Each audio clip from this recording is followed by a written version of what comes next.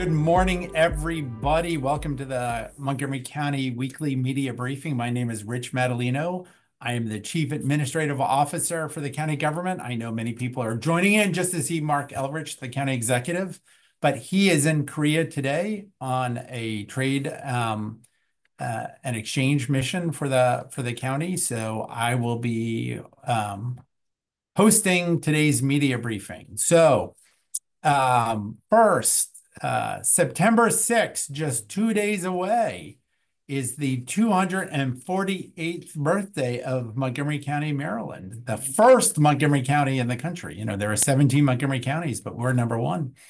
So September 6th, 1776 is when the Maryland General Assembly created Montgomery County out of what was then parts of Prince George's and Frederick counties. So in just 2 years, we will be celebrating our 250th anniversary, as will the nation. So there will be a season of celebration to recognize the 250th anniversary of our great country and our great county. So be sure to be looking for developments about those celebrations across the region, across our county, and across our state. There is a Maryland 250, USA 250 commission already. So if you're interested in participating in those programs, look that up at the state level and certainly let the county know of your interest as we start to plan out our 250th anniversary. So today we are going to be talking about school safety at the Montgomery County Public Schools, considering we are now in week 2 of the 24-25 school year. We are pleased to be joined by two people who continue to have a lot to do with community safety and certainly school safety in Montgomery County. Many of you might know one person on the monitor, Marcus Jones. Marcus, I hope I pronounced your name right. Marcus is the Director of School Security and Compliance, School Safety and Compliance. And he is in his first school year with MCPS. He, of course, is no stranger to the issues around school safety, community safety in Montgomery County, having most recently served with distinction as our Montgomery County Chief of Police. Amongst many things, Marcus is a former MCPS parent and probably a sports coach, and is long engaged in our public schools. We are very fortunate that he's decided to keep his distinguished career going in public service in Montgomery County with the Montgomery County Public Schools. And then joining us today from the Montgomery County Police Department is Acting Chief Dave McBain. Many of you may know Chief McBain from his service as the commander of our 3rd district, the Silver Spring District, over the last several years. Dave is a career officer with the Montgomery County Police Department. He is a graduate of the Montgomery County Public Schools. He is the parent of graduates of the Montgomery County Public Schools. I just learned recently that it was told to me that it was your great-grandfather is the longest-serving mayor in the history of the city of Gaithersburg.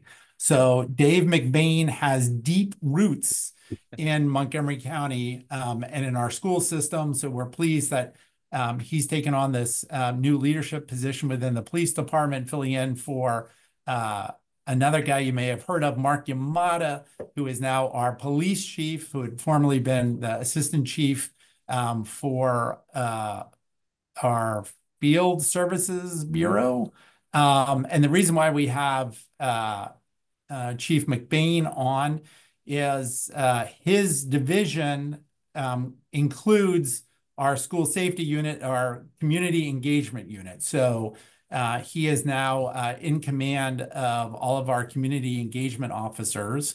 So, and of course, we're also joined for this conversation by Dr. Earl Stoddard, our Assistant Chief Administrative Officer. Dr. Stoddard, for many people on the call know, he's been involved in a range of activities, but he is also our coordinator for public safety issues, works closely with the county executive and the school system and the police department on all of these issues. So with the start of the school year, it was so great last year to be At the opening day of school, I saw so many police officers, so many firefighters, sheriff deputies, the park police officers, the officers from our municipal departments in Tacoma Park, Gaithersburg, Rockville, all out celebrating the beginning of the school year, letting students know and their families know and the staff know that they're here to help and keep everyone safe. I certainly saw um, Chief Jones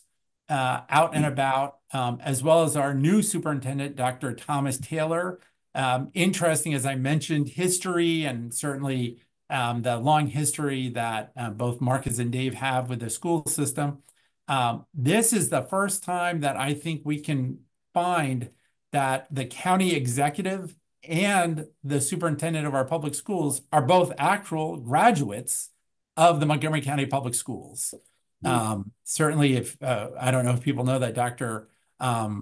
Taylor is a graduate of Bethesda Chevy Chase High School, and of course, the county executive is a graduate of Einstein High School. So, I mean, we've got a trifecta here with Dave McBain, and so many people who are proud graduates of MCPS, and certainly many of us as parents of MCPS students, those of us who attended MCPS.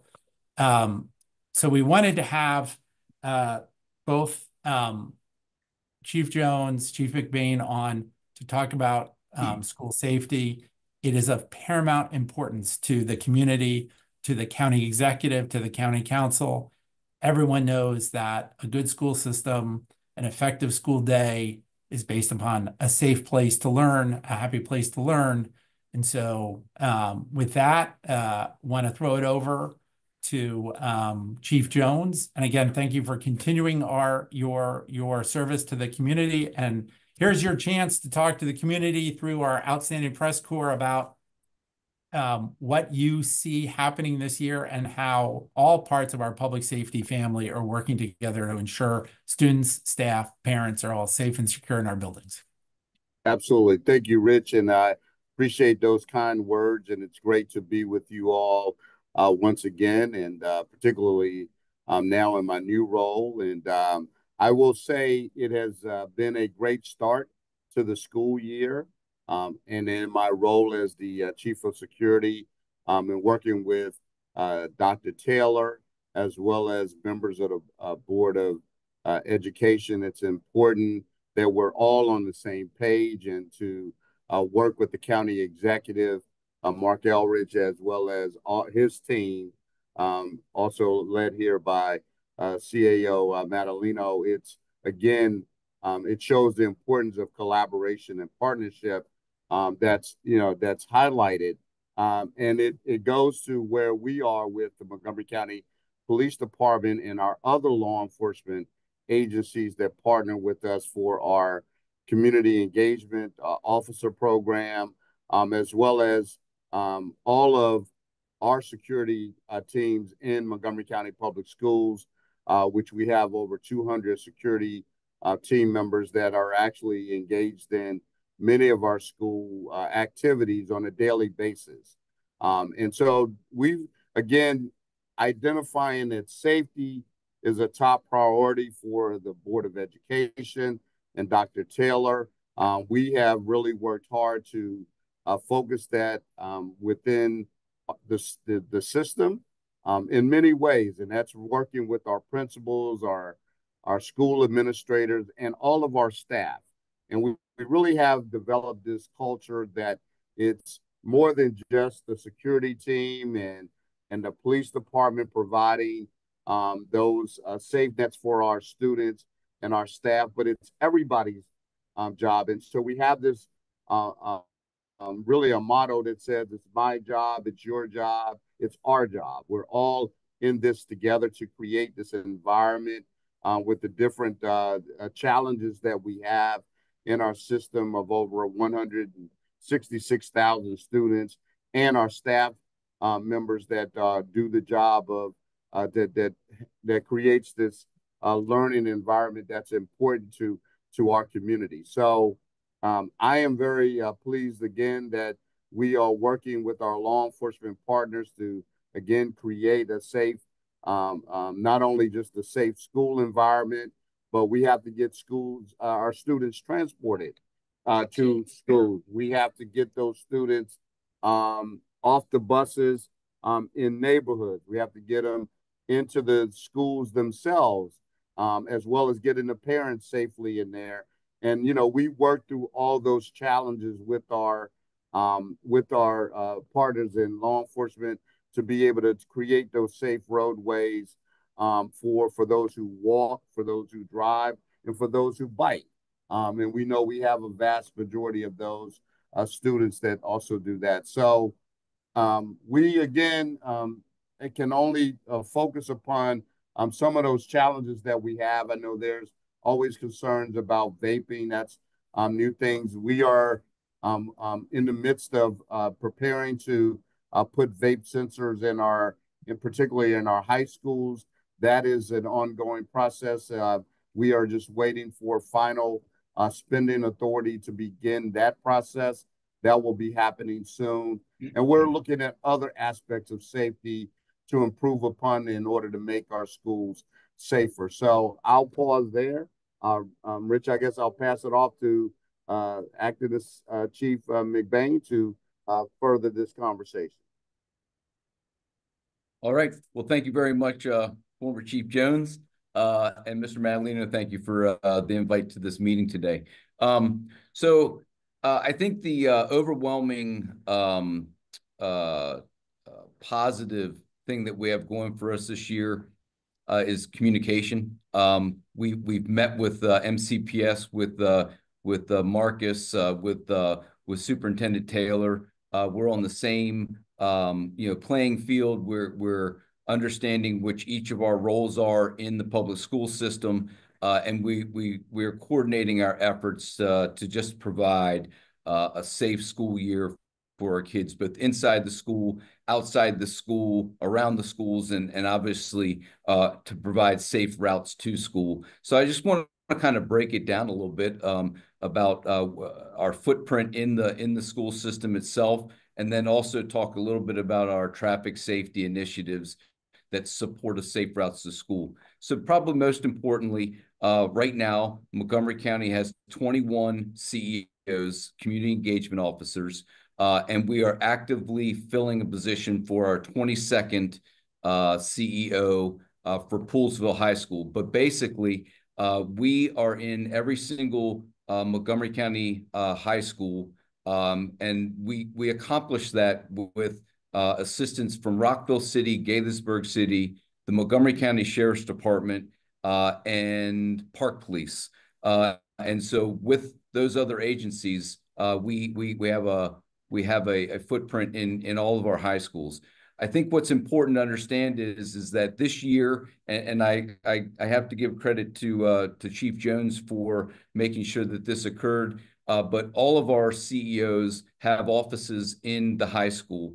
We are absolutely not patrolling the hallways, and I think that's important to get across and make sure we're clear about.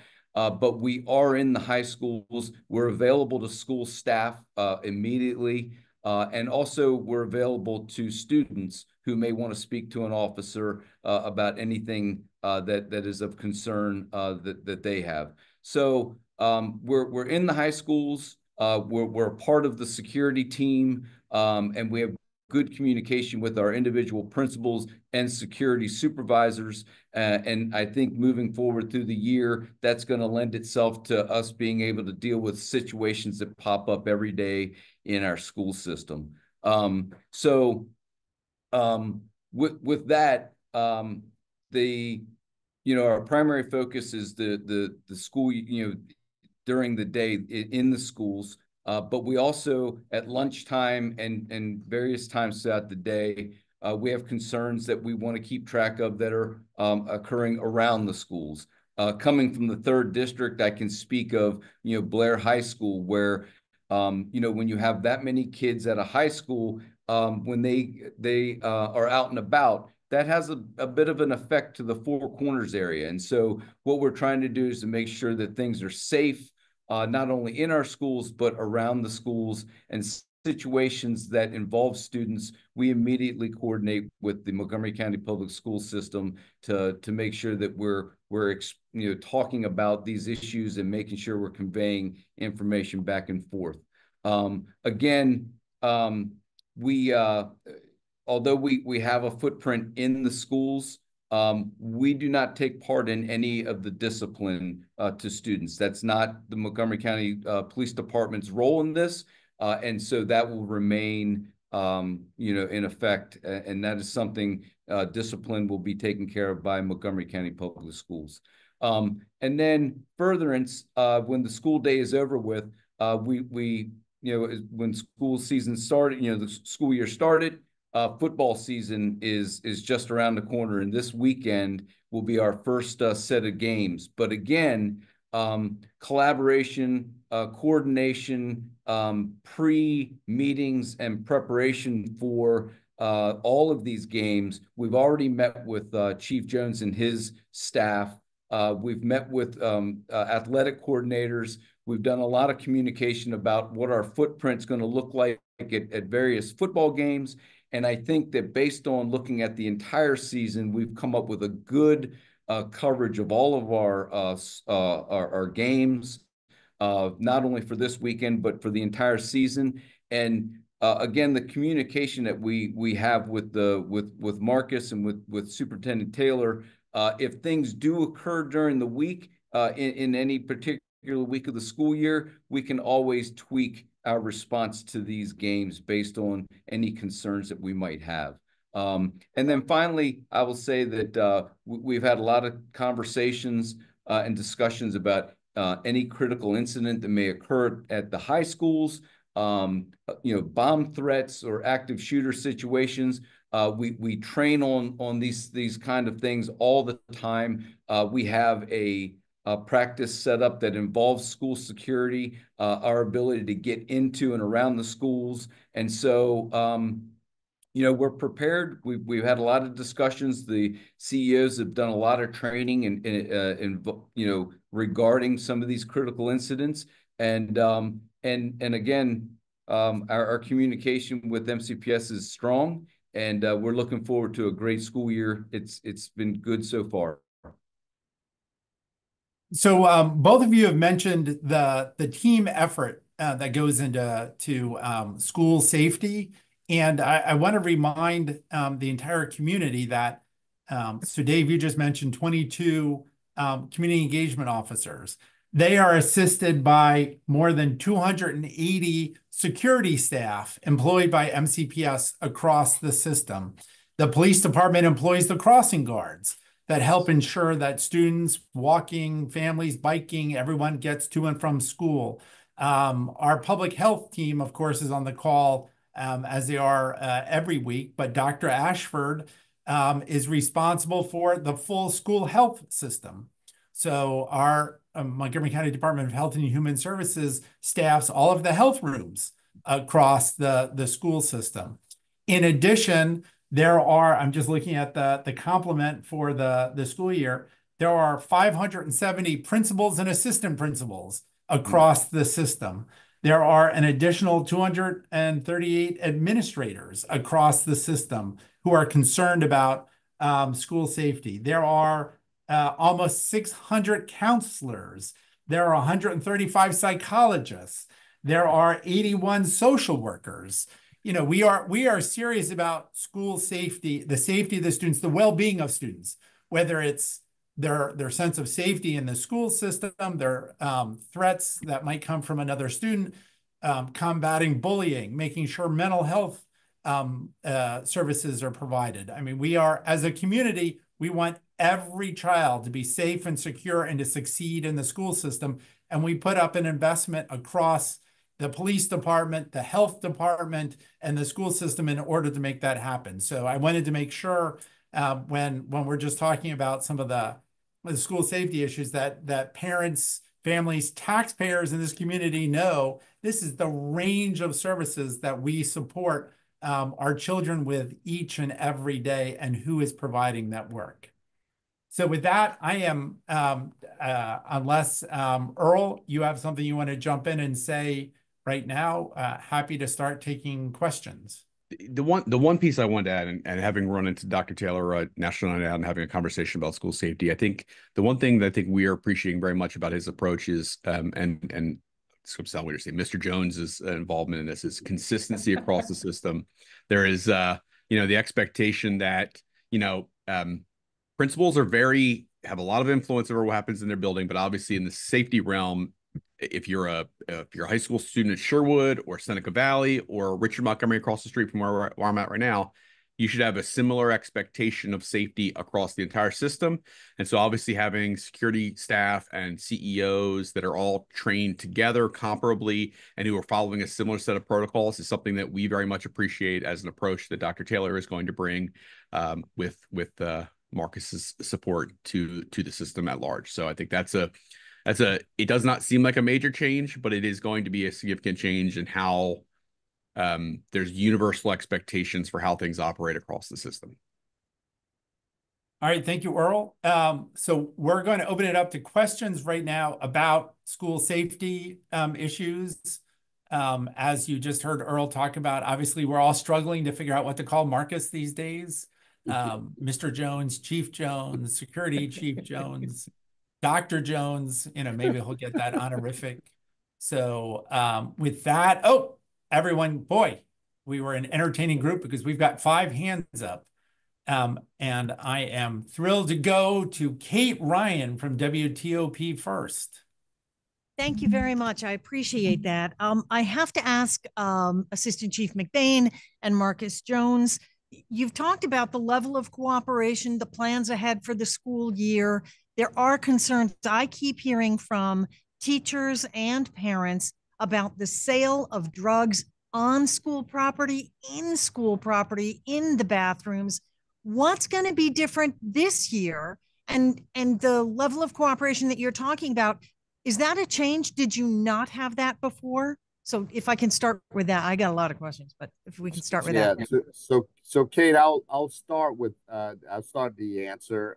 First of all, I think we've all had these concerns about the increase of drug sales and usage in our schools, particularly our secondary schools. But I will say this: I think we are just revamping our strategy, you may say, of really the focus of being visible in our hallways much more than we have in the past, utilizing all of our staff, actually doing more bathroom checks than we've done in the past.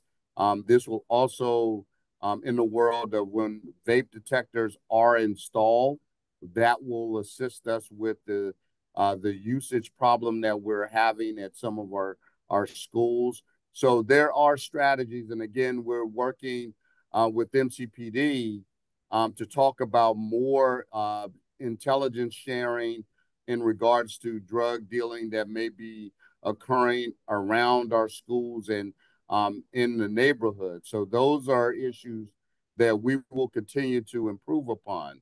I think we can never rest on our laurels that we think that we may have these situations under control when we continue to receive complaints about it. So we're even engaging many of our students in helping us to come up with solutions and strategies for more positive outcomes. So I will just say that I think that these are the changes that again that we're looking to improve upon. Is not so much a complete change of what we've done in the past. And Assistant Chief McBain? Yep. So I think Mr. Jones hit the nail right on the head. Obviously, intelligence that we have, or the school system might have, is critical to share. We have memorandums of understanding with the school system of when we become involved with certain crimes, and really we want to make sure, obviously, if we have something that is a significant threat or an immediate threat, then we would take action. But there's times that we can work together, and if we identify concerns or concerns with particular students, with the distribution of controlled dangerous substances, then we'll work through our investigative abilities to make arrests, but with as little as a disruption to the day as possible. But obviously, I think everyone involved wants to make sure that the schools, bathrooms, classrooms, hallways are just a safe and inviting environment. Gotcha. On the vaping, I have to ask this, and Mr. Madalino, the county executive, isn't here, but is the county executive, will the county council okay the $2 million for vaping, for expanding the vape detection? And to former Chief Jones, I'm having the same trouble as everyone else there. What about the pilot program? We didn't see results from what was piloted. I know other school systems have piloted vape detection and pulled them out, saying don't work, not effective. What tells us that these things are going to solve the problem that, again, I'm hearing over and over again from both parents and teachers? Sure, Kate. I'm confident that the county council will pass the supplemental budget amendment that's before them. Remember, we participated in the lawsuit against Juul, one of the vape manufacturers. So the money for this is coming from our settlement funds.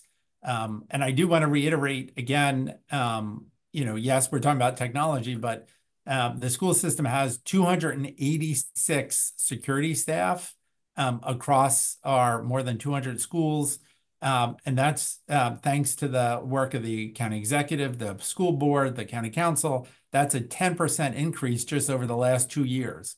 So we are making sure that there is continued human security, as well as trying to exploit our technological opportunities in the school system to demonstrate how important these issues are. And as Mr. Jones talked about with, the bathroom checks throughout the school day, keeping watch on the whole building and the outside of the building with the police department to make sure we are ensuring young people attend school in a safe and secure manner where they're not distracted from smoking, vaping, or drugs.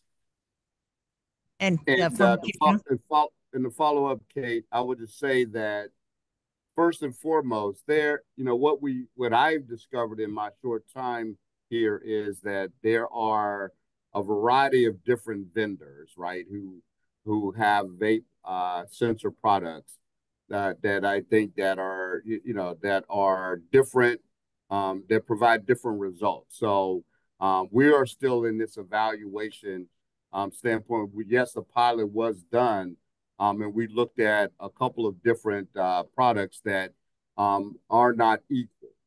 And I think though vape sensors is an important aspect, and it will be important in that regard of identifying when vaping is occurring, but it's not the only. I think what Rich just noted about the additional security, but also when I talk about staffing, everybody playing a role in monitoring this, it's going to be a more complete approach to doing this, just other than just the vape sensors being the answer to eliminate that type of usage in our schools. So we've got a lot more work to do. We'll be reporting out more on our findings. Once we actually get these in our schools, that's something that we will be assessing. So there'll be more to come on that as we get this system up and rolling once they are installed. Okay, right, thank you. I have more questions, but I don't want to be that reporter, so I'll be quiet and other people can take over. And I do have a follow-up later. We can always come back to you later. So next up, Kayvon Dupree. Yes, sir. Good morning. Thank you all very much for your time. I wanted to begin talking about the vandalism incidents that were occurring prior to school starting, some of the anti-Semitic remarks, as well as hate speech. I just wanted to ask, have you all had conversations, MCPS security team and MCPD, talking a little bit about those as we move into the school year? and what some of those conversations have looked like. And then on a follow-up to that, have you all seen in the week and a half that we've been back in school, have you all seen any occurrences of, hate speech or anti-Semitic activity amongst students? So, Kayvon, I'll answer that question first. The answer is no. And that's good news to the start of the year. I will say that we have been working with MCPD right from the very beginning on all of these horrific acts that have occurred at our schools in across the county. And I will say this: we have put a concerted effort on extra patrols, both with Montgomery County Police as well as Montgomery County Public School security staff in monitoring this activity, and we will continue to do that. We know that there's still very high, I would just say a very bad climate, you might say, in the sense of where folks are, and sometimes who are, doing things to destroy and to really intimidate people in our community in some aspects beyond with these types of acts. So it is important for us to stay vigilant in that regard, and that's what I would suggest that we are both as agencies doing in conjunction with many of our other community partners to be very vigilant, and we encourage the community to still report out anything suspicious activity that they see, but we will not stop in our really the uptick of our patrols to make sure that we are being visible in the community to deter any of these acts as much as we can. Yes, sir. Thank you. And I'll just follow that up. Obviously, and also in the Field Services Bureau, our community engagement, every act of hate violence or hate speech, graffiti, we're tracking that information. We do complete workups. We take it very serious. What we find sometimes is there are some similarities throughout the county, and just like any other crime, we try to put a fingerprint on it, and we've had some success. But obviously, by making sure we capture all this information, capturing the type of vandalism, we can pinpoint some similarities that we tried to follow up on and make closure in those cases. Yes, sir. Thank you very much for that.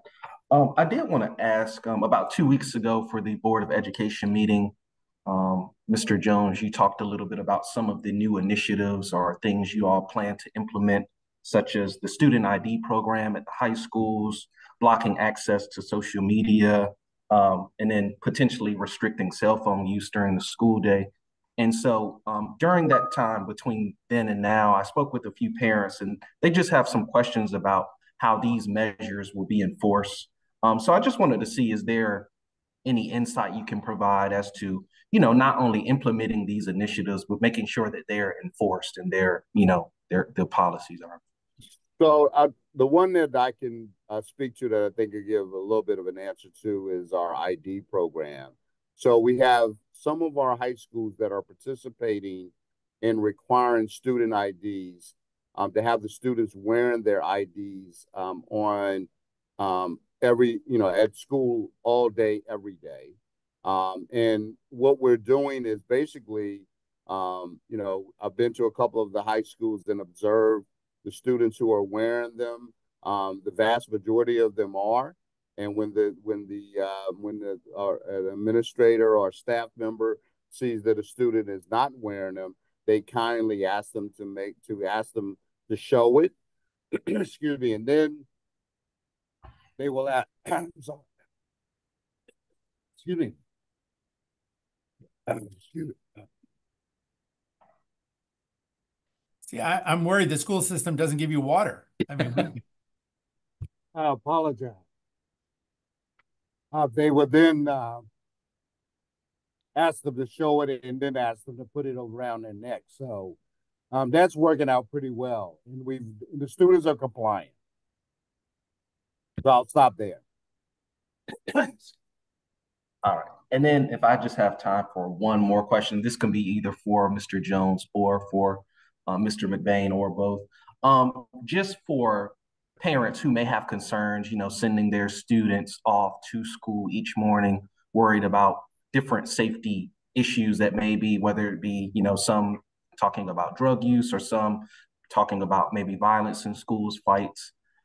Just wanted to get you all a sense or maybe a message of reassurance that you all are doing what it is that you can to make sure that all students and everyone in MCPS facilities are being cared for and safe. I'll start. Again, I know we keep saying this, but communication is where it's all about. A lot of times, things happen outside of the school times and off the campuses. However, they affect the schools because it's the students that may be involved. Whenever we have intelligence or we have concerns or we have, an incident that involved Montgomery County Public School students, we make sure that we coordinate not in the morning, but in the middle of the night. Just like we make notifications to, officers make notifications to our command staff for certain situations that we deem serious. We make sure that immediate notification to MCPS is made in the middle of the night so that they can begin preparing and being ready for the school day. And overall, I think the fact that holistically through the high schools, that CEO is there in the morning and pretty much at the school for most of the day. I think it provides a sense of security, or at least the ability for us to be at the school as quickly as possible to knock down incidents before they get worse. All right. Thank you very much. All right, thank you. Next, we'll go on to Nicole Asbury, who I believe is with the Washington Post. Yes, thank you. Good morning. I wanted to ask Mr. Jones specifically, now that you've had some time formally in your new position, as you've been reviewing, the different schools' security plans, I'm curious sort of what your diagnosis is. And, have you found that the schools have been at the level that they should be at? I know Dr. Stoddard kind of illuminated a little bit of like consistency across schools is something that might be needing to be fine-tuned. So I'm really curious what your assessment has been. And then I have one second question. So thank you for that question, Nicole. I will say this, and I haven't served again in my previous role, and having knowledge of a lot of the systems that MCPS already has in place. I will tell you that I found that once I arrived here, that our security team is well trained, very knowledgeable about what goes on in school. I think MCPS has provided many resources to assist with safety in our schools, to include vestibule locks for entry into our schools, security cameras. They provided, again, other aspects of the system that I think it's really moving us into the new age of security for our system. But there is always room for improvement. And at the early stages, again, the one thing, when you deal with just human personnel, the one thing I would highlight is we have a new cadre of principals. We have about 70 principals who are either in their first or second year, and many who are, are partners in the world of security, and we are there to assist them and to help guide them in their new roles, and to provide them with additional, again, support from a standpoint of partnership, but to make sure that they understand this degree of security and how we need to perform it in a consistent basis across the board. So I am, again, only 30 days, just a little bit over 30 days in on the job. I've identified a few things that I think we will improve upon. You know, we'll go from there. But I think we always look to be better. That I think it's an important part of our improvement in the system. But I think, Nicole, this system has a great foundation for continued growth, for better security for all of our students and staff. And I think it's safe to say, Nicole, that whether it's County Executive Elrich or Superintendent Taylor, they want to hear what Chief Jones has to say about school safety and what Chief Yamada has to say about school safety. I think they have both been very clear at saying, you're the professionals in this space. What do we need to be doing? Let's do everything we can to keep our students safe.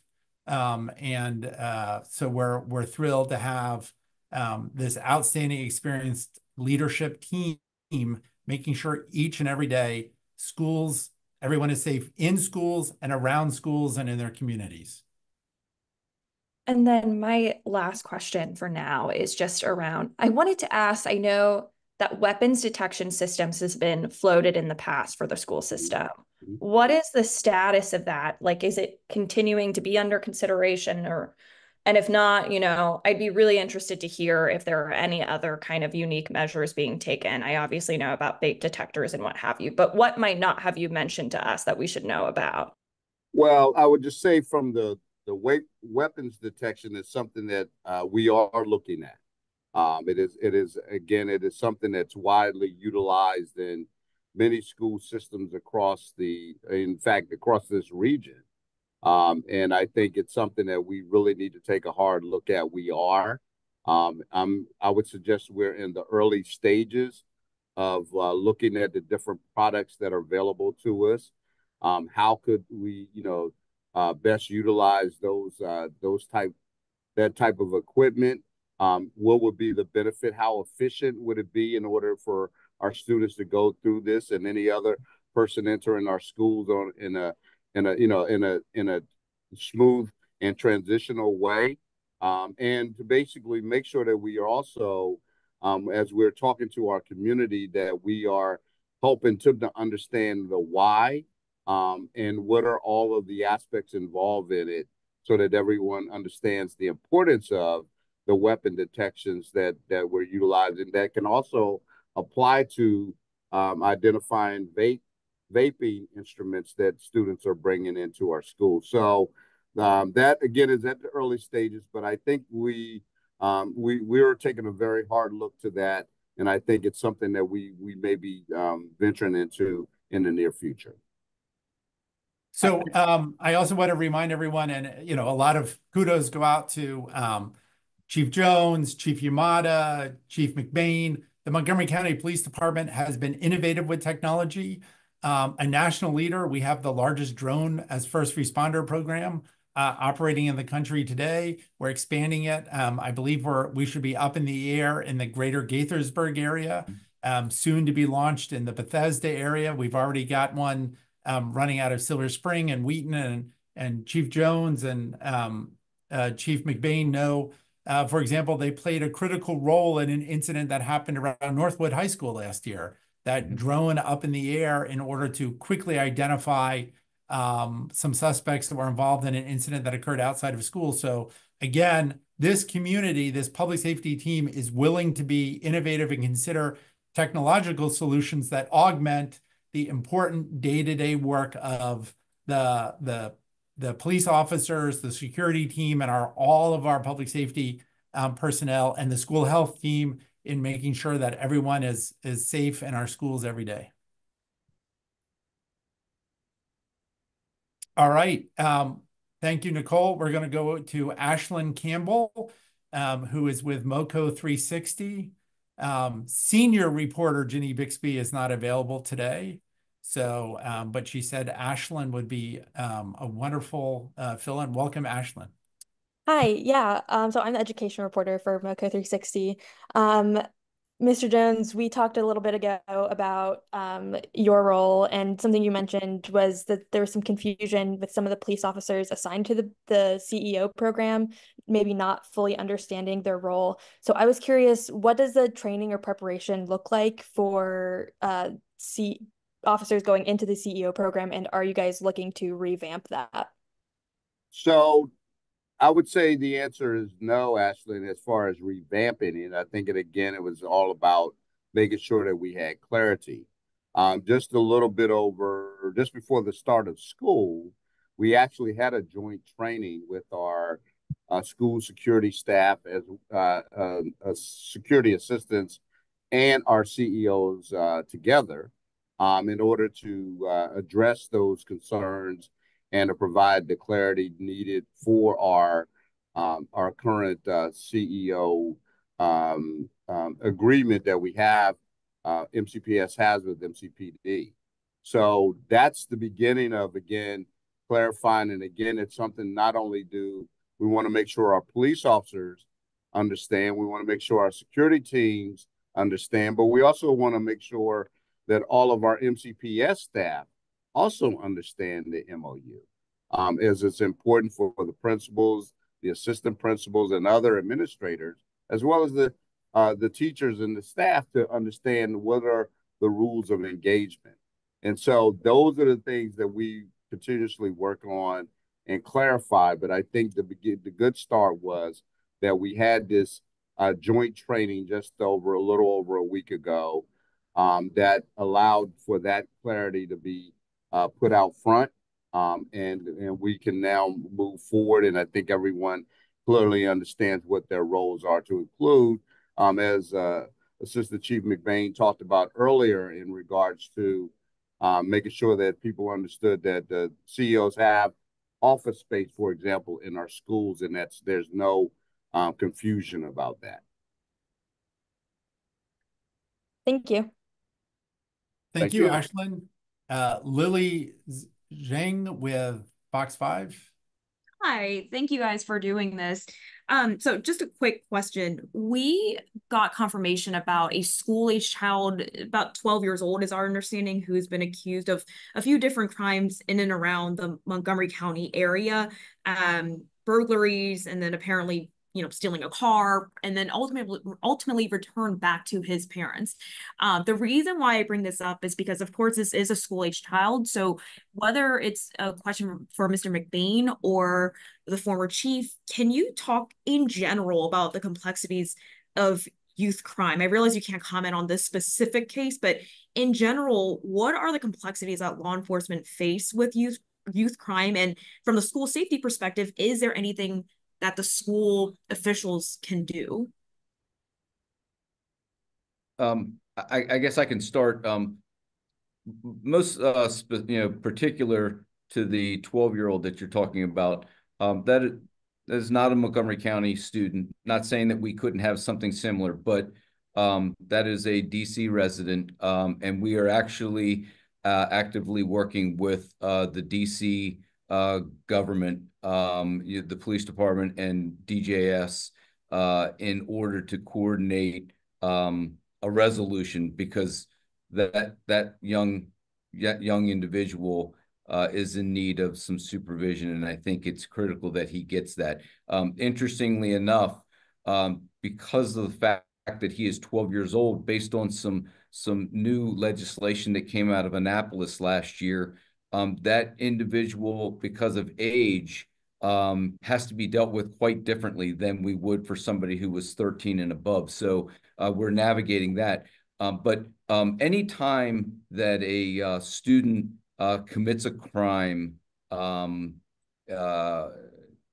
even students that are victims of crime, we coordinate the sharing of information when we're allowed to with Montgomery County Public Schools. Listen, ultimately, the police department wants to make as little of an impact on the school day as possible.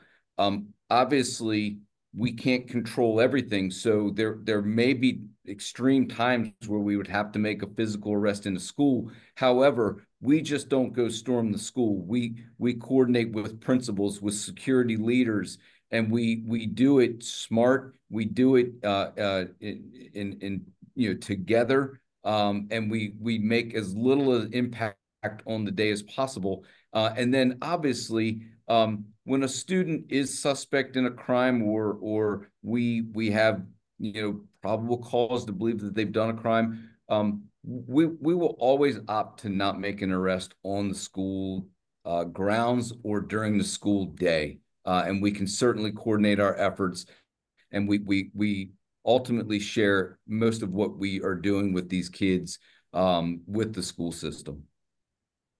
And Lily, what I would piggyback on, if that was a MCPS students, I think that one of the things we have to really engage is in our Office of Student Wellbeing, knowing that we can provide some additional wraparound services to the student and their families in order to be able to provide. And again, there are options in which we can actually, if we have continuous problems in really kind of going the child in need of supervision route in order through our court system or our juvenile court system, in order to get the child the necessary the needs that really needs to address that particular problem.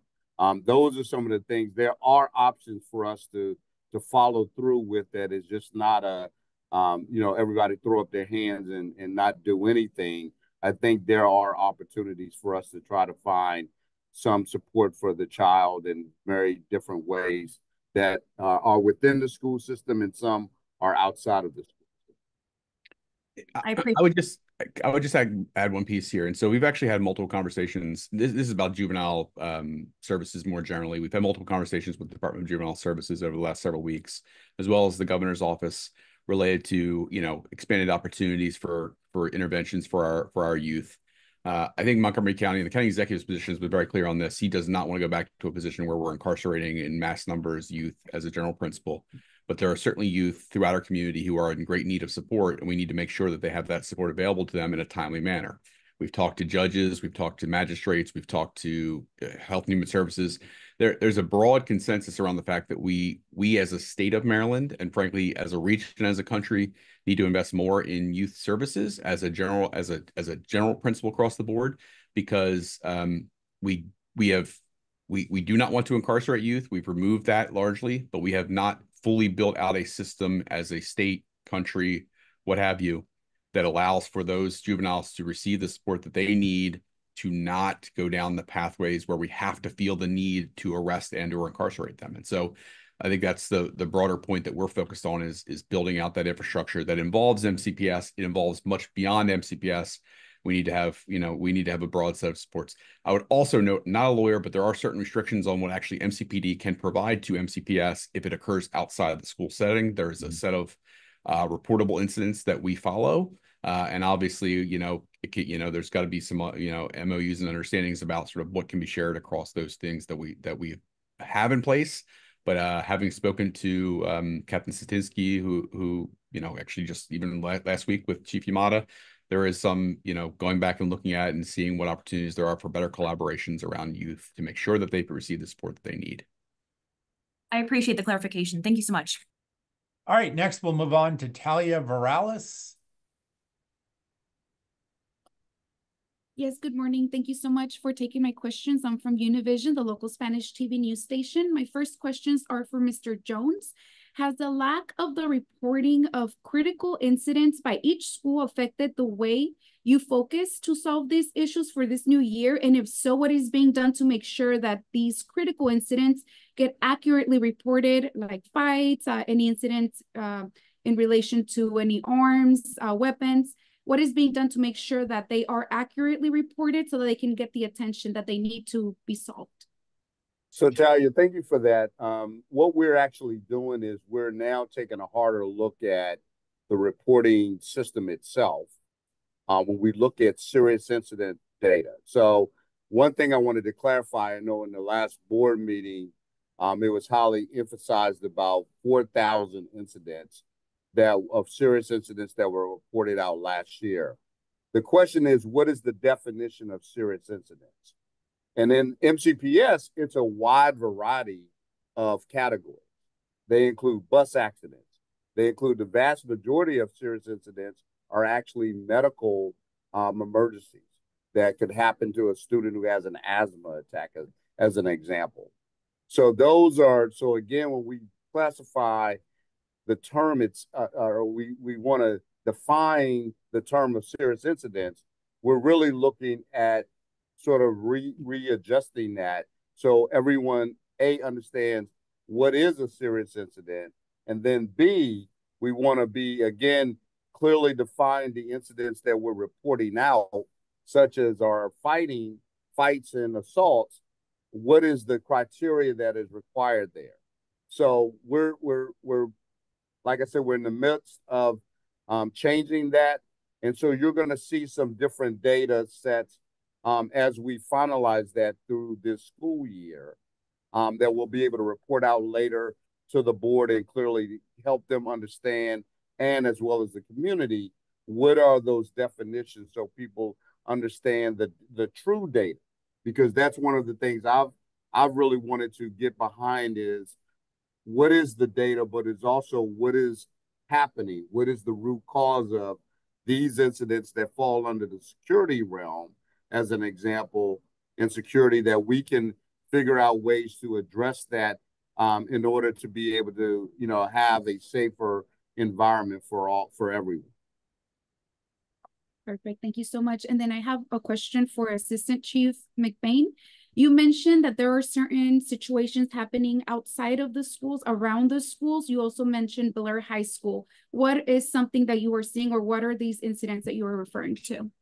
Really, it's just the sheer number of kids that kind of come into an area at any one given time, right? So when and what happens is a lot of the shops and businesses around the schools sometimes will make complaints about that sheer number of kids, kind of a little bit of disruptive conduct, nothing of major significance. There are sometimes complaints of drug use, and the reality is that is not something that just a CEO would handle. We have patrol officers that obviously patrol the entire county, but that would be a call for service where we work with the CEOs in order to provide coverage or response to any issues that happen around the school. And in those same lines, what would be your message to parents, the students, to members of our community to be able to prevent situations like that? Well, the reality is that our kids are part of our community, right? I don't want to prevent kids from using services like going to the McDonald's or going to the CVS and things like that, but just acting appropriately, not in a disorderly manner, being respectful of your surroundings, just like we would ask any other community member. You're a part of the community, but be a part of the community, not an agitator of the community. So I guess that would be my ultimate suggestion. Thank you. Yes, reminding young people that when they go out to lunch, even though they might be with a gaggle of friends, there are lots of other people there too. And it's important to be respectful in the school, at lunch, at the mall, wherever they happen to be going, that reminding people that they share the world with lots of other people. So with that, thank you, Talia. With that, we'll go to Judith Ruse with the Olney Gazette. This is a clarification, perhaps Assistant Chief McBain, on the CEO program. Over the years, it has changed and everybody's either been all in or they've thought, oh, that's too much. Maybe we should just have the officers drive around the neighborhood and be ready to charge in if they needed to. I just want to make sure that you're saying that the police officers or the CEOs are there all day long in and off. They don't just have an office there that they go to from time to time, that they are there all day long. So I appreciate you giving me the ability to clarify. So understand, a CEO that is at a particular high school and they have an office there, they also have feeder schools, whether it be middle schools or elementary schools, which they make their rounds and speak with principals and other staff at that, not just our high schools, but our middle and elementary schools. And it doesn't mean that part of maybe their daily activities is an investigation what causes them to leave the school. So they are not 100% all day long at the high schools. I think what was important, and I think Mr. Jones was critical to make sure this happened, is that the police officer had a place that they could go to. So if my recommendation to my CEOs is, if you have to write a report or do some administrative work, well, do it in the high school. And you kind of kill two birds with one stone. You're present at the school and you're still accomplishing your daily work throughout the day. But to say that they're there 100% of the time would not be accurate. And so they're there a significant amount of time, but not always. Thank you very much. And I think the only thing I would add is, and I think Assistant Chief McBain referred to this, is, they're not patrolling through the hallways throughout the day. They're going to be at the front when kids are coming in the morning, or when they're going out for lunch breaks. They're going to be in the main entrance area, potentially interacting with kids coming in then, or when they're leaving, and things at that point. Key points throughout the day when there's going to be large numbers of students that are all going to be converging on one primary exit or entranceway. And being available there if students want to interact with them, or to make sure that there's no conflict between any students. And all those things are going to be part of their role, but they're just not going to be walking up and down the hallways throughout the day, as a sort of providing what is really a security function during the day for those, which is what the security officers in the buildings are doing. And so I think that's the distinction. I think it's really important about what their role is, not just what their role is, but where you're likely to see or interact with them in the schools. Okay. Which is why, again, the school system has 286 security staff and 570 principals and assistant principals across the system. Okay. But each of them does have an office in the schools and could be there for 5 out of 6 hours a day if they needed to be.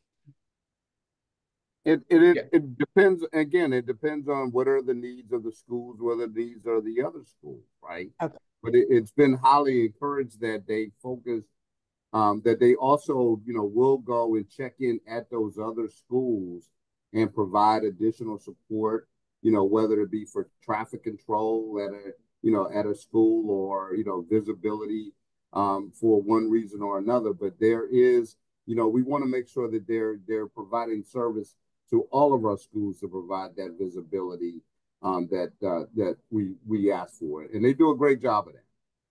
Thank you. Thank you, Judith. Darcy Spencer with Channel 4. Good afternoon, and apologies for the voice. I'm trying to get over something here. My fellow reporters had great questions today. I still have a couple. First, of the chief, we kind of danced around the idea of the metal detectors a little bit. Prince George's is full steam ahead with their program, getting them into the high schools and piloting them in the middle schools and things like that. Am I sensing a hesitation here with MCPS and moving forward with this? Is there a concern that there isn't the community support for it, or is it a financial issue?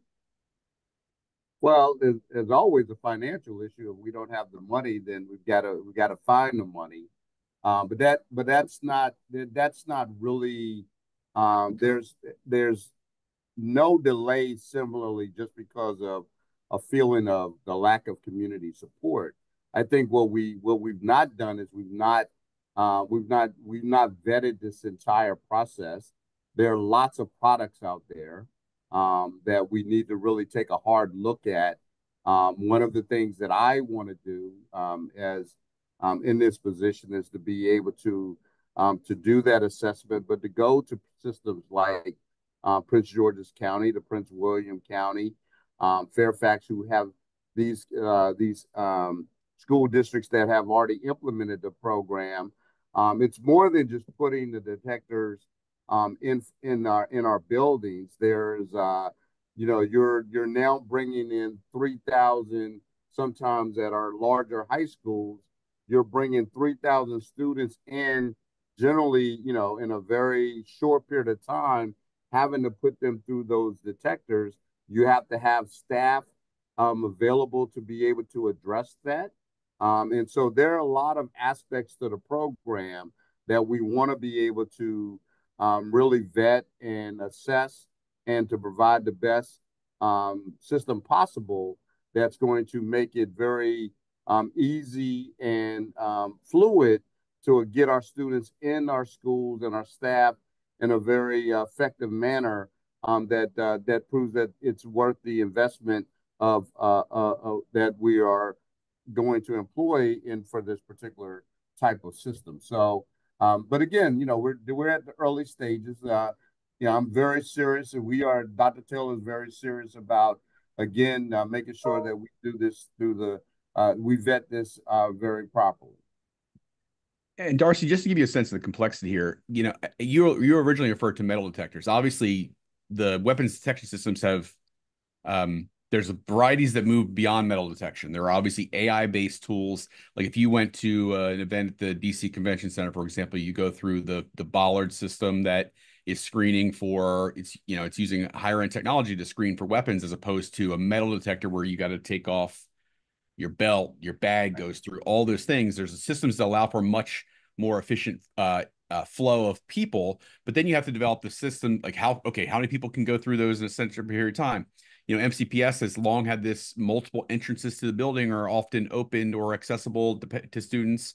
And so you need, it's a flow issue, as Mr. Jones alluded to, but also the technology is evolving so quickly in this space.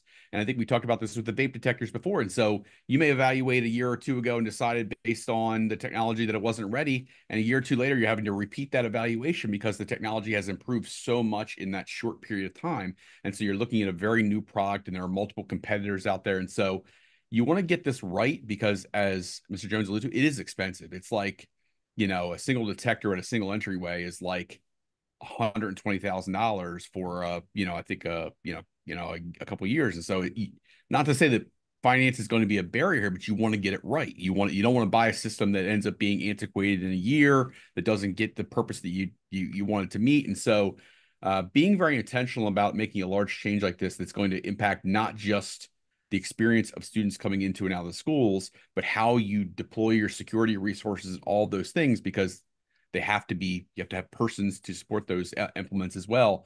And so being intentional about this is the right way to approach it. And obviously learning from the experiences Mr. Jones alluded to of others who have already done it is an important part of being intentional. And the Montgomery County Police Department is a learning organization. I mean, Chief Yamada, Assistant Chief McBain, the county executive, sat down just last week to talk about technology and his desire to make sure we are staying on top of opportunities that would keep everyone, the students, staff, visitors, families safe at the schools. And he is certainly open to new technology when it comes to aiding in the mission, and the police department is staying on top of that on a daily basis. Okay, and then just following up on something Lily had already asked about regarding the 12-year-old. A lot of us have been following that story as well, doing allegedly multiple break-ins, and I understand it's not an MCPS student apparently, but this is like a Maryland law where you have children being released potentially repeatedly to their parents and going on to commit additional crimes. Kind of what's being done to deal with that? I know we're talking about building out services and things like that, but we're kind of talking about what's happening right now. And there does seem to be a sense of frustration about like they're being released, and sometimes parents even say, I can't handle this child. Yeah, and there is frustration, and we are working every day as a team, whether it is the Montgomery County Police Department, the school system, the state's attorney's office, the Maryland Department of Juvenile Services, the Department of Health and Human Services, our municipal partners, our judges. We get get together on a regular basis. Earl coordinates this whole criminal justice coordinating commission, where we bring everyone together with state legislators and council members, all to talk about what's happening, the impacts of the laws. The county executive is engaged with legislators, with the governor on a regular basis, talking about how these, how the laws that were passed for a variety of very understandable reasons are playing out and how we can change them. Chief Yamada is very, very engaged in this conversation, as Chief Jones was at the state level. And I know Assistant Chief McBain looks like he's anxious to add something. I would just add that even though we have specific legislation out of Annapolis regards to 12-year-olds, it doesn't mean that when we have some chronic problems with some youth that we can't impress upon Department of Juvenile Services to take that child into custody for protective measures. So we're always looking at different ways to not necessarily arrest that individual, but as you had said in your question, sometimes even the parents are saying, I have no control. And so we in some cases, we take that child into custody for their own protection. Okay, just to clarify that, Assistant Chief, real quickly, does it matter what jurisdiction the child lives in? I mean, is this something Maryland would take on if, for example, it's a child from DC? Does that matter? I'm not absolutely positive, but I can tell you that we would not be taking action on a DC youth, and I don't believe DC would be taking action on a Maryland youth in that capacity. That's not to say that if a youth committed a crime, but we're talking specifically about this 12-year-old. That's what I mean. If the crime is being committed in the state of Maryland, yet they're a resident of DC, would Maryland take that on?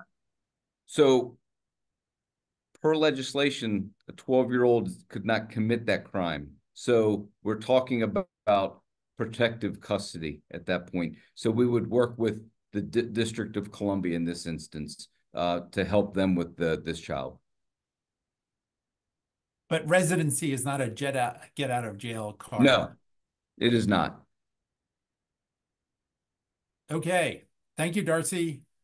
We have some follow-up questions. As Earl mentioned to me, we're coming in at a record for the length of the media briefing because, I mean, who doesn't want to talk to Marcus Jones with a beard? Talia. Yes, I just have a quick follow-up question just for my own clarification. Sorry if it was already addressed. What is the difference between the CEO program this year and in comparison to past years? Is it just that they now have an office at the schools, or is it also their way of operating? There is no difference. There is no difference. And they've had that office. Yes, they've always had an office, but this is something that we are, again, just clarifying to make sure that all of those systems are put into place. But there is no system. There's no difference in the system. Thank you. The agreement didn't change. Okay. One thing I would add is I think the MOU has not changed at all. It's exactly the same. I think it's the fidelity with I think some CEOs and some principals have developed relationships over the years where they were operating in a partnership, which is what you want them to do. But obviously, we want to make sure they're operating in a partnership consistent with the MOU and consistent with what all of the other principals and CEOs are being held to account. I think there's much greater attention this year being paid to that consistency to make sure that, one CEO is not doing as much as another CEO is, and one principal doesn't have the same expectations. That we want to make sure that they're all operating consistently across the board so that we can then measure, like, is this working for everyone? And if not, what do we need to tweak to make it work for everyone? Because we don't want people to make individual changes that allow the system to work for themselves without telling us that they're making those changes individually. Because if there's a change that needs to be made, we need to make it collectively for everybody. Okay, back to Kate Ryan. Thank you very much. And I do appreciate you letting us engage in a marathon Q&A. It's really important, though, because this is the single most thing I get asked about. When you mentioned Chief Jones, and I'm going to keep doing that, about weapons detection systems. I know you said it's early in the game, but are you at the point of looking for putting out an RFPs for pilots? At what point does the public get to weigh in on what they want here? And in conjunction with that, are you and Assistant Chief McBain surprised that 3 of the gun stores that were cited in the Attorney's General lawsuit yesterday, all 3 of them were Montgomery County gun shops? What's happening there in terms of keeping guns out of the hands of young people? So I know it's a 2-pronged, slightly different question, but since I have you, I got to ask. I got it, Kate. You can keep calling me Chief. That's okay. I would just say this is, as it relates to the weapons detection system, again, we're not at the phase of putting out an RFP as of yet. Again, I've only been in the job for 30 days. Dr. Taylor, just a few more days longer than I. This is very early stages. We're in a very early stage of what I would call the evaluation process. And so again, and again, we want to, if we're going to move this forward, working with the Board of Education, understanding that there is a funding mechanism that would need to be going forth. It is, if this is something that we need to, again, it's not budgeted for this particular school year. So where would that funding come from? So there's those dynamics that also have to be put into play. So again, that's why I want to state that we're in the very early stages of that process. I'm going to pass this, the gun store question. I'm not that familiar. I did hear the report. And again, it is something that, is very, disturbing in its way, because there are these gun laws that need to be addressed with all of our gun dealers to make sure that they're doing it the proper way. But I don't have any particular comment because I don't know that much about the investigation. I'm not sure what Chief McBain may want to add. Unfortunately, Kate, I'm not even I haven't read that report yet, so I can't really give a comment on that. I'm not familiar with it. Gotcha. If I can do a quick follow-up, searches for things like weapons or drugs. If an administrator brings a student in and says, we understand that you have something in your backpack there, I need to see it. My understanding is that student can say, I'm not going to let you do a search, and I can walk out of the office. What are the actions that the school can take in a situation like that, both legally and policy-wise? Well, there is a student code of conduct. The students do have the right to refuse to a self-search, and again, it depends upon what the circumstances are, as to what rises to the level of, in the legality terms, based upon the circumstances, that would constitute there's a difference between a self-search for reasonable suspicion that the school may have, and from a legal standpoint, that if there's probable cause to believe that the student has, for example, a weapon in their possession, that may not be necessarily their choice. If the police officer, we can articulate that, then the police could actually search in that regard. So there are regulations surrounding that. This is part of the process and the training. And there's other discipline that MCPS could impose should they want to go that route, including in parent involvement in that regard. So there are options, but again, each circumstances may weigh a different result. Okay. So can you give me for example, when can you say, I'm sorry, give me the backpack, we're searching it, versus they can say, nope, I'm not gonna. Well, for example, if we were to say, if we saw on camera that a student was passing a gun to another student, right, and they put it in a backpack, right, we have enough probable cause to believe that a gun's in there. then we'd be saying, give us the backpack, right? So yeah, there are certain circumstances. Gotcha. Listen, thank you all very much. I really appreciate it. You're very welcome. Thank you, Kate. I know, Darcy, your hand is still up. I don't know if you had a follow-up question or you just No, that was just remaining, but thank you very much. All right. So Ashlyn with the last question. Hi, yeah, sorry. I'm gonna come back to the 12-year-old. Assistant Chief McBain, for the public, what details can you share about what's been going on with that 12-year-old? Because I think there's been some social media posts about it.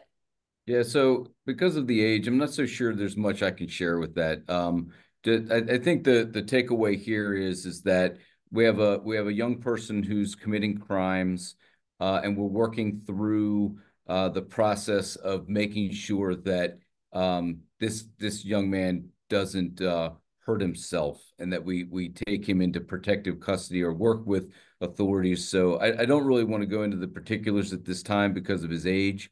But I'm sure that we will release more as that case evolves. And the only thing I'd add is I actually did have a conversation with Secretary Schiraldi up at the Department of Juvenile Services, and they're actively wanting to get this young person assistance as well. So they'll be working with, obviously it's across state borders here, state in the district. But all the way up to the secretary level is engaged on this particular case, and the governor's office is aware. We've actually touched base with them as well. So the people who need to be working on this issue, who can get this young person help, are working on it. But obviously at the local level, we're sort of limited in what we, and actually I've had conversations with the state's attorney's office as well. We're all limited in sort of what we can say about that, but all the people who should be engaged are engaged. Yeah. Right. I figured. Thank you so much. Thank you. I want to thank Darcy's hand is back up. Could I just clarify that, or someone clarify when it's being handled in the protective custody, would this be in DC or Maryland, given the jurisdictional issues, just so we get that correct? I'd have to check on that, and I can follow up with you later, Darcy. But I believe the District of Columbia is working on a solution there. I can maybe defer to Dr. Stoddard if he had any more on that, but I think so. My understanding is the same, but we can get you a follow-up, Darcy. Thank you. Thank you. I want to thank everyone from the media who participated in the questions for today. I want to especially thank and recognize the distinguished service of Mr. Jones, of course, Chief Jones, Chief Yamada, Chief McBain. You know, these three individuals have dedicated more than 30 years of their lives to the service of Montgomery County through the Montgomery County Police Department, now with the Montgomery County Public Schools. They love this community. They love the residents and the students of this community. As parents, as one-time students, they care about what happens in our public school systems. I think you see their passion each and every day, certainly during this phone call, about keeping everyone, our students, our staff, our community, our parents, visitors, everyone safe in and around our school buildings. And so thank you, Chief Jones, for continuing your public service in the community. And of course, Chief McBain, for your continued service to the Montgomery County Police Department.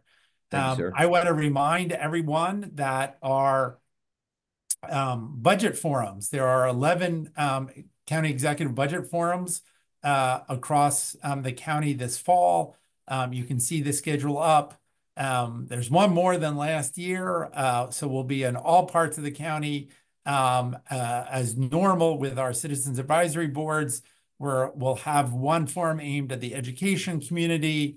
We'll have one in Spanish, one in Chinese, one aimed at our older adults in the community, one aimed at the African-American community, and one aimed new this year at our African and Caribbean diaspora community. So our immigrant community from both the Caribbean and African nations. So 11 forums. The first one Monday night at the East County Regional Center, which is north of White Oak in Silver Spring.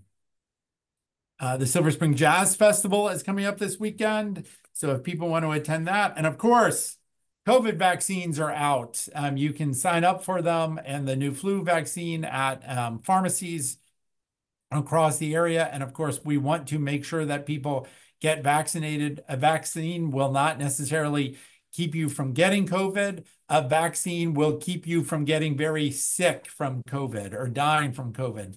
The vaccines that are out now are designed to address the strains of COVID that are out there right now. So we want to make sure people get their vaccines this fall. There's lots of guidance. The federal government is releasing free tests. I think you can sign up now online and get those tests delivered to your home at the end of September.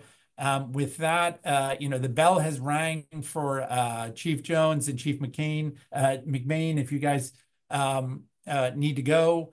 But Dr. Stoddard and I and whoever else from the county government is here, from maybe our public health team, are happy to stay on and answer whatever other questions you have. Please don't ask me about any jazz recommendations, but other than that, you want to show up at the Silver Spring Civic Center. So with that, does anyone have any other questions for us?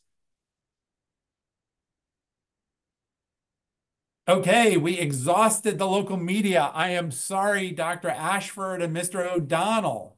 But